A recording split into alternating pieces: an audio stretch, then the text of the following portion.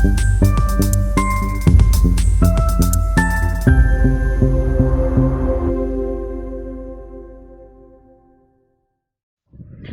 करुची मो study channel self study को एठारे आज आमे बाकी रहितिबा इलेक्शन स्पेशल रो किछ क्वेश्चंस आगो को करिबा ता पूर्वरु मु गटे मोटिवेशन रो ए पढ़ा स्टार्ट करिया पई चाहूची।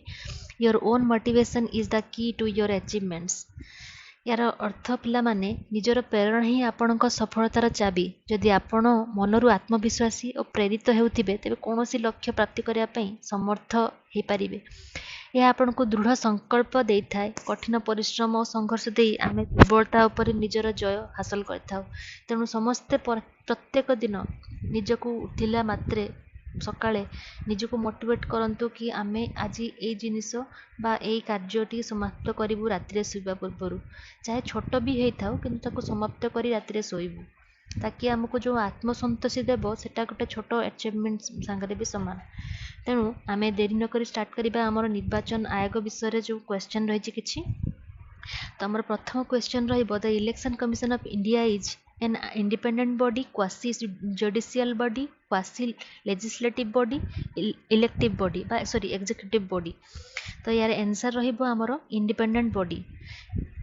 इलेक्शन कमिशन इंडिया रा जो रहिछि से माने गोटे इंडिपेंडेंट पार्ट जोटा कि सांविधानिक क्षमताशाली संस्था जहाँ भारतर निर्वाचन प्रक्रिया को परिचालना करने उत्तरदायी। स्वाधीनता माने स्वाधीन संस्था जहाँ कि 1900 आमर तैयारी होता 1971 रे। एटा आमर 71 रे पंचम लोकसभा निर्वाचन पई प्रथम संकेत देथिला। एटा 5th लोकसभा निर्वाचन रे।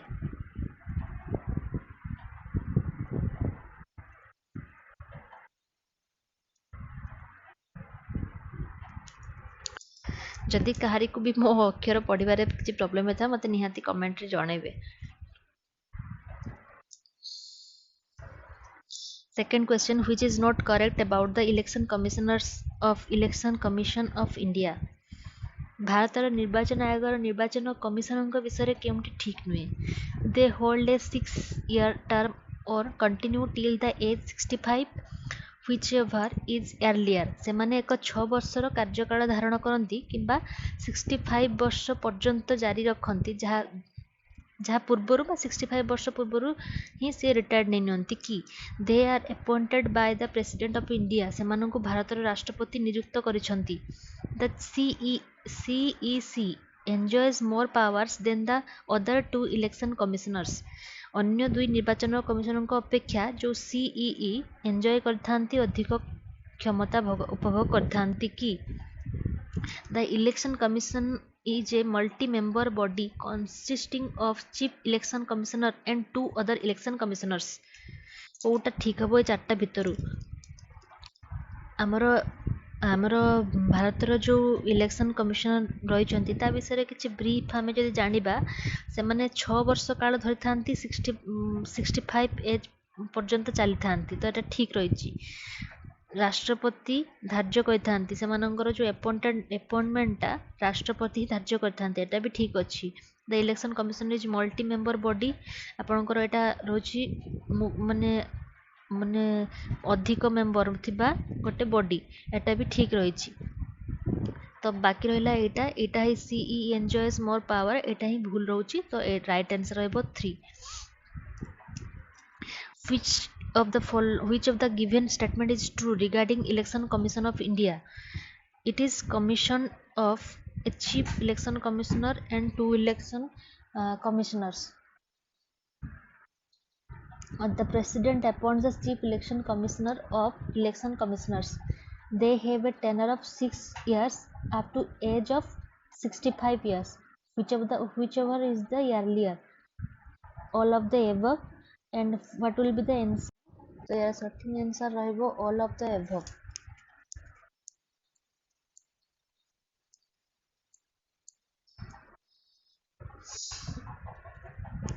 आमे संविधान विषय जदि किसी जानिबा 25 जनवरी 1950 निर्वाचन आयोग गठन होइतिला इलेक्शन कमिशन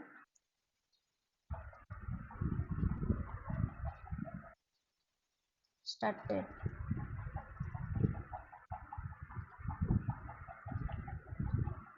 यह धारा जो आर्टिकल रही 324 रु 329 मध्य कार्य करता है।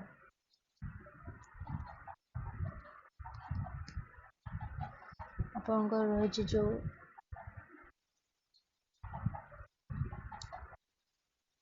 प्रथम जो आप पढ़ले सीईसी आपंकर प्रथम फास्ट सीईसी थिले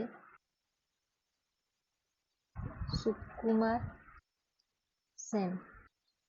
प्रथम फास्ट फीमेल सीईसी हेले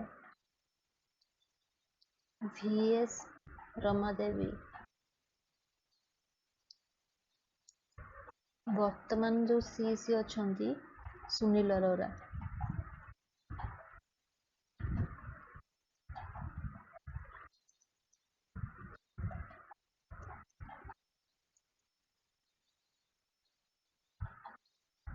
तो आमे जिबा पर 4th नंबर क्वेश्चन को। The Election Commission of India was established in 1953, 1952, 1950, 1951। आमर पूर्व आम पढ़लु जे 1950 25 जनवरी रे इलेक्शन कमिशन गठन करा जायतिला।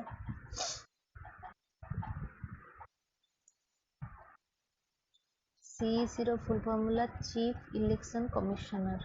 Okay 5 number question. Rajiv Kumar assumed charge as the chief election commissioner of India in May 2022 and केते नंबर से हमरो चीफ इलेक्शन कमिश्नर अछंती हम इंडिया रे से रहबे 25th नंबर रो से इलेक्शन कमिश्नर अछंती हमरो इंडिया रे। Who have been chosen for the 2 vacant posts on the top panel of Election Commission of India? Sukhvir Singh Sandhu and Gyanesh Kumar, Rajveer Kumar, Rajiv Kumar, राइनिश सेठ, ज्ञानेश कुमार, निम्मागड्डा रमेश कुमार, अरुण गोयल, अरुण पांडे। तो यार सठिक आंसर रहिबो सुखवीर सिंह संधू एंड ज्ञानेश कुमार। माने दी जन जाक इलेक्शन कमिश्नर्स ऑफ इंडिया रे इंडिया द्वारा चूज करा जायछंती बाय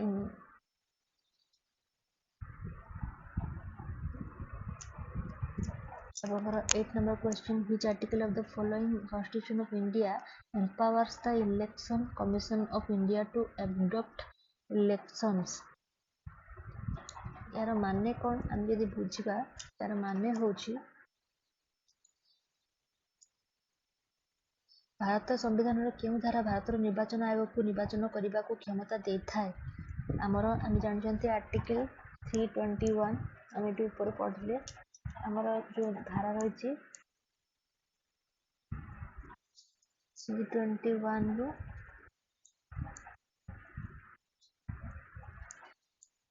स्टार्ट होइथिबो आमर ए धारा अनुसार आम इलेक्शन करिवार जो क्षमता प्राप्त करथांती बा निर्वाचन आयोग क्षमता प्राप्त करथांती धारा 321 धारा 324 सॉरी धारा 324 अनुसार आम ये पढ़ले ना 324 रु 329 भितर आमर निर्वाचन आयोग कार्य करथांती 324 रु स्टार्ट हम।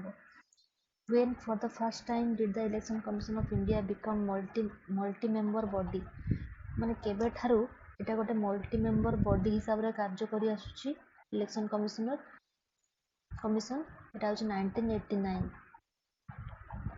हमर 25 जनवरी 1950 रे धारा 324 रु 329 ଅନୁସାରେ କାର୍ଯ୍ୟ ଷ୍ଟାର୍ଟ ହେଲା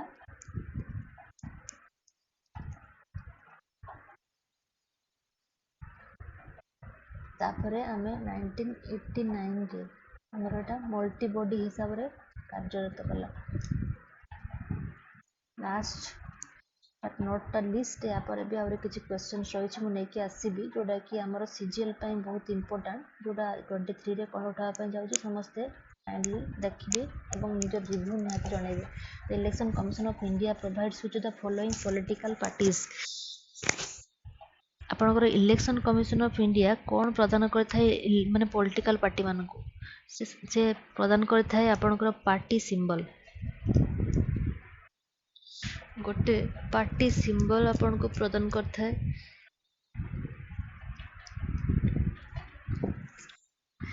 ସୋ ଆଜି ଆମେ ଏଇ 10ଟି କ୍ୱେଶ୍ଚନ୍କୁ ଭଲସେ ଡିସ୍କସନ୍ କଲେ। ତ ୟା ପରେ ବି କିଛି କ୍ୱେଶ୍ଚନ୍ ରହିଛି ଯେଉଁଟା ଇଲେକ୍ସନ୍ର ରିସେଣ୍ଟ ପଏଣ୍ଟ ଅଫ୍ ଭ୍ୟୁରୁ ବହୁତ ଇମ୍ପୋର୍ଟାଣ୍ଟ। ସୋ ସେଟା ବି ମୁଁ ଆଜି ଟ୍ରାଏ କରୁଛି ଅପଲୋଡ଼ କରିବା ପାଇଁ ୱିଥ୍ ତାର analysis. So thanks for watching video and support if you like, share with your friends and subscribe.